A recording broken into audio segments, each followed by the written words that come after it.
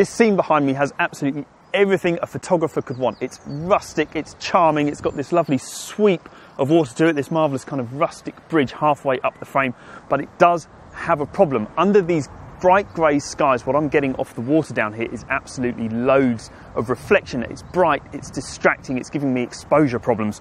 Luckily, I have a gadget.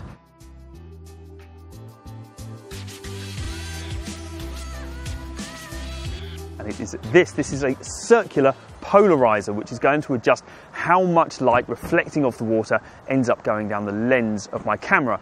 It is a simple little guy to use. It comes with this little spring-loaded clip, and all that we're going to do is pop it over my camera like that, and then what I'm able to do as I turn this ring on the front, it's going to adjust how much light is being reflected off the water into the lens. A circular polarizer is a really simple bit of kit to use. It's more about knowing where to use it and what to look for in your frames than any particular kind of difficult technical technique.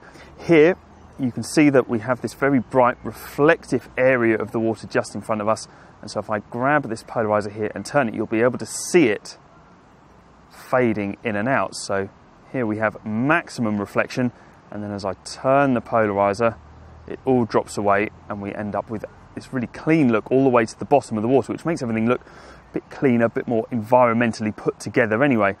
And then otherwise it's all about finding a frame that looks interesting. Here, for example, I really like this rustic bridge just at my top right hand third of the frame. Not quite sure if I would trust myself to go and have a jump on it, but it looks awesome, I think.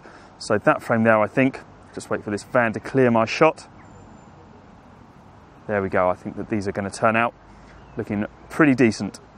Really is difficult here to take a properly bad picture. I mean, just look at the elements that we have to make a frame from. The only thing that I'd say about this frame is this reflection here. This is an example of my shot when the polarizer isn't doing any work. We get loads of reflection off the water, and the result is it's bright, it's distracting, and it really pulls your eye away from the other focal points in the frame.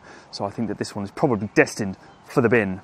This image, you can see exactly how much work the circular polarizer is doing for us. We've got a little bit of reflection just over here where the tree begins, but then as it comes down further across the frame, it really drops away completely, and we can see all the way to the bottom of the water, which makes the water look cleaner, which kind of ties in with the rest of the environment. If I was being hypercritical, what I'd say here is that this path creates an almost sort of vertical element up the side of the frame, and it seems like a bit of an ill-considered composition. So I think with a slight change of angle, we can do a bit better. This is the one for me, I think. What we've got here is this nice blend of kind of composition. You'll be pleased to note, rule of thirds fans, that my bridge is about a third of the way up and a third of the way across the frame. It's also tracked parallel by this second bridge just over the top of it there, which is quite pleasing.